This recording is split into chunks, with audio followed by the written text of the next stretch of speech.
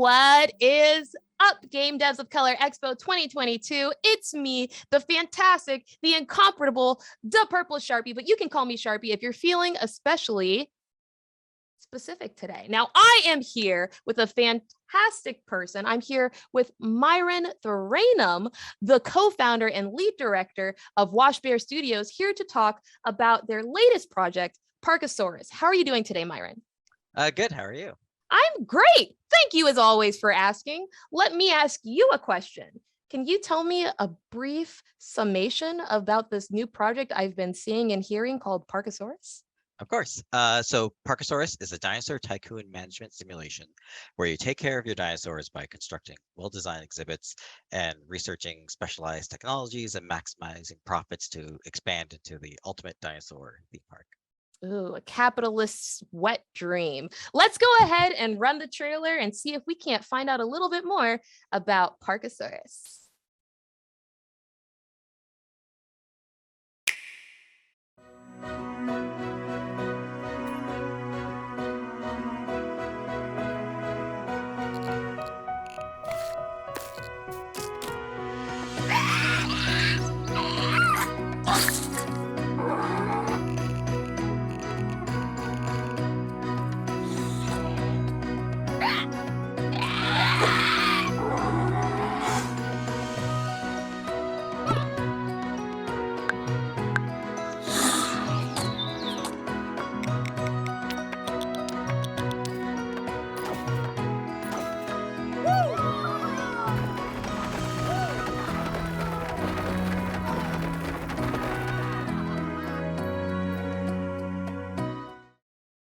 So after watching that trailer, I have to go ahead and get into some of this nitty gritty with you, Myron, because there are so many fantastic quandaries inside of here. But I want to start with some of the mechanics first and foremost. Now, the dino artificial intelligence aspect of it. Obviously, as the zoologist of this entire park, you're responsible for making sure that every single aspect of your park is successful. And I understand that a special amount of care went into making sure that the dinosaurs were they themselves intelligent enough to understand what's going on. Can you talk to me a little bit more about that?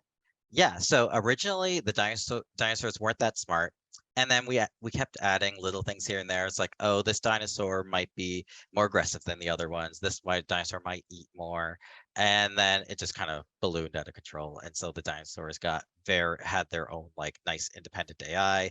They would, when baby dinosaurs are born, they imprint on the first adult dino that they see. And regardless of whether that dino is of their species or not, they think that that's their mom, and they will follow that dino around. A T-Rex baby dino will protect its like Stegosaurus mom from other T-Rexes, and so I was really proud of the AI because it really made each dino feel very very much like their own individual.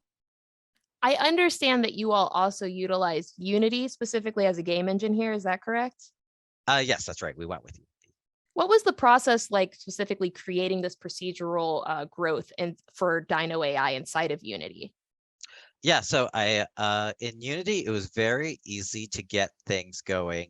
Like in Unity, scripting is like the same as coding. And so you can change a little parameter, hit the play button and go, and then try out how the dyno is gonna feel and how it's gonna look and how it's gonna act. And I really like that about Unity. The turnaround time for like making a code change to seeing it in action was very short. And I think that really helped make the game it helped us add a lot of features. Now, I know that you all also were very briefly discussing possibly actually working with an earlier version of Unreal back during the concept of this game. I believe it was Unreal Engine 3. Can you talk to me a little bit more why you chose to move forward with Unity instead over Unreal Engine 3? Yeah, so I think way back when we started the original game, the prototype, I saw Unreal Engine 3, and I tried to make a prototype, but just learning it took a long time, and like it felt very geared towards first-person games at the time as well. I know it's different now, but at the time, Unity was just so quick just to get a prototype done, and just based on how fast the prototype was made, we were like, okay, we should probably just make the game out of this as well. It's just so quick. Like we're only a two-person team. We gotta do everything has to be done quick. That's fantastic. I'm really happy that the engine made the game more accessible because I do understand that this game is currently available for both PC on Steam as well as the Nintendo Switch. Did Unity come into play as far as actually creating the game and showcasing it on these two platforms? Yeah, it was really easy to not easy, but it was definitely like it's definitely easy to get starting on the Switch and like get it running, which I've been programming games for I've been working in the game industry for a long time. And when you have your own engine and moving things to like a whole nother platform like the Switch or Xbox, it's a big effort. You have to do a bunch of things, but it was nice for Unity to take care of all of that work for us and just make it like almost like just to get started. It's almost like just compile for Switch and get it going, and then it works. And then we still have to do work after that, but at least we saw it on the Switch right away, which is fantastic. Well, I do want to just pick at something that you said there, which is that you have been working on games for a really long time. This studio, I believe, was only created back in 2020, right? Yes, Do I that's have my right. Yeah. timeline? Yeah. Okay. So I know that this game you actually basically prototyped with your wife 4 years ago, right? And then you all picked it up at your studio. Can you talk me through exactly what that timeline looked like? Yeah, so I was sitting on the couch with my wife, and she was reminiscing about like old Zoo Tycoon and dinosaur games. And then I had mentioned to her like, oh, so this would probably do really well if someone did a remake of these kinds of games. And so me and her prototyped out like a quick prototype in Unity, and then we put it away. We're like, okay, this is nice, and then we just left it. And then when me and my co-founder Chris started the company, we were like, okay, what game should we make first? And I showed him this prototype. He's like, okay, let's do this. This is great. That's what And the game does have a lot of polish on it for its credit. Like I personally grew up playing games like Roller Coaster Tycoon and Game Tycoon, and so I'm sorry, Game Development Tycoon. And this is very reminiscent of those type of simulation and management games. Was that all intentional? I know you stated that obviously you received some inspiration and your wife received some inspiration from those model of games. But was there something specific that you felt as though really, really like paid homage to that series? Yeah, I think there were definitely like the old ones. There was like these old, I forget who made them, but there's Theme Park Tycoon and there was Dino Park Tycoon, Yeah. and they were very much 2D, and they were like pretty like they were like micro games that were like very silly. The dinosaurs in the game were silly. Like it threw realism out the window. And I think those games paid a big influence to our design, because we were like, okay, there could be realistic tycoon games coming out right now, but let's go the other direction and pick the silly cartoony direction instead. I believe Maxis was actually responsible for those games, and while those games did receive a large amount of popularity, especially on the PC platform back in the late 90s, early 2000s, we kind of saw the simulation genre kind of change and evolve and move more towards the mobile platform. Can you talk to me about the decision to have your specific game, especially the very first game that your team at Wash Bear Studios has ever made, to actually come out not only on PC, but also on a handheld console like Switch? Yeah, so on PC, I remember looking this up, but we did start seeing a growing simulation fan base showing up on PC.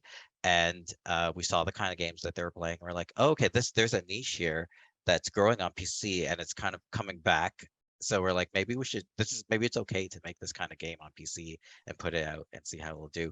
And then the Switch was our playing. I don't know, something about playing a handheld simulation game on your couch is just fun. So Yeah. Switch seemed like such a perfect fit. So like, you're taking care of your dinos, and while you're getting some money, you're still watching TV and doing anything else. So Switch felt like a really good fit for the game. It's really comfy, and that kind of gets into, I think, the atmosphere that you feel inside of the game after you start getting stuff set up. I also want to just shout out the tutorial system inside of the game. Very, very, very accessible, made it Oh, incredibly easy for me to get where I needed to go very quickly, especially as someone that was dissecting the game for this interview. I just want to say kudos on that. oh, thanks so much. Yeah, the me and Chris were doing initially the tutorial wasn't like super involved. And when we play tested with people, we noticed there was a wide range of people that would play the game. There'd be some people that were like very hardcore simulation people that didn't need a lot of guidance. They knew what they were doing. And there was a lot of casual people that just, want to see cute dinos and hats and just wanted to play the game. So we had to balance. We tried to make as good a tutorial as we could to get both of these people into the game as fast as possible. Now, speaking of the community that Wash Bear Studio has been able to cultivate under Parkasaurus, you all boast a Discord audience of about 2.8 thousand different people inside of there, not including your team. Talk to me about how that community has been with your studio and what that communication looks like. Yeah, so initial in early access, that community was super helpful because they would help vote on dinos that we were going to put into the game. They helped vote on features. A lot of features that we didn't think were that big of a deal, they would say this is a big deal, like dino breeding. We didn't think people would be that interested in dino breeding, but they really liked it. And also like the certain dinosaurs, it's hard to pick. There's like so many hundred dinosaurs, so it was great to just like offload that to the community and be like, all right, pick your dinos. We'll put those guys in. So the community has been great for that.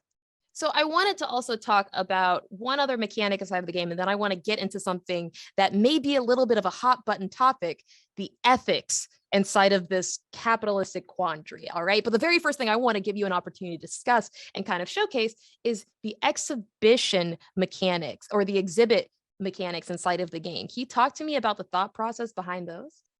Yeah, so originally, we pretty much followed traditional old school sim management style for the exhibits, where you just place a tile, and that's the tile that the dinosaur wants. But then we wanted to make things a bit more fun, and we noticed that people would always, if you had to place a certain tile and place a certain amount of trees, you would just do the bare minimum to fulfill your exhibit requirements.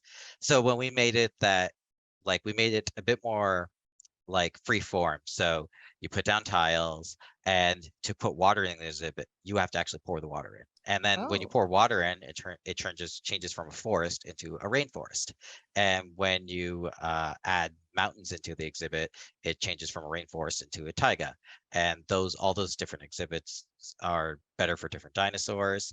And then we just let people put in whatever trees and rocks and bushes that they wanted, and people would always just by accident make good looking exhibits. I've never seen a bad looking exhibit yet, so I think it worked out pretty well. Did a lot of the exhibit mechanics and the changes that were made to the exhibit mechanics as you progress throughout the longevity of the game come in addition from the early access feedback from your community? Yes, yeah, we saw with I remember there were some things that were more difficult and some things that were a bit too easy, and so we saw the feedback people were putting in, and so we adjusted the mechanics of the game in there, and then also new mechanics came out too as we were in early access as well. So I want to very briefly, before we get into more of a psychological, capitalistic understanding of the game and the ethical quandaries that I mentioned earlier, I want to talk about the art style inside of the game. Now, it is absolutely no surprise to anyone here that you very easily could have gone the realistic Jurassic Park way and made everything super dark and gloomy, but the art style that we see inside of this game is incredibly unique and does go based off a lot of the sim games that we kind of referenced previously, where it's really, really bright, it's really inviting, it is very cozy and accessible, even just inside of some of the palettes that you see inside of different parts of the exhibit. Can you talk to me about some of the mindset that went there? Yeah, so our art style, initially we picked it for, it's like, okay, this is a fun art style. Let's go with that. And it really gave us a lot of freedom. If you're making realistic dinos, dinos have to be a certain color, have to look a certain way, have to have certain things. They can't wear hats or anything weird like that. But when we picked this art style, we're like, okay, we could let the dinos wear hats. We can have a genetic trait where the dinos can be extra shiny or really large. And it gave us a lot of freedom to put in game design elements that were that really made the game more fun, I think. I Uh, just want to say for the record, I don't know where I would be inside of my life if I was not able to see a brontosaurus with a fedora on. So thank you for making that a reality. oh yeah, no problem. Yeah, I love that. I love the fedoras.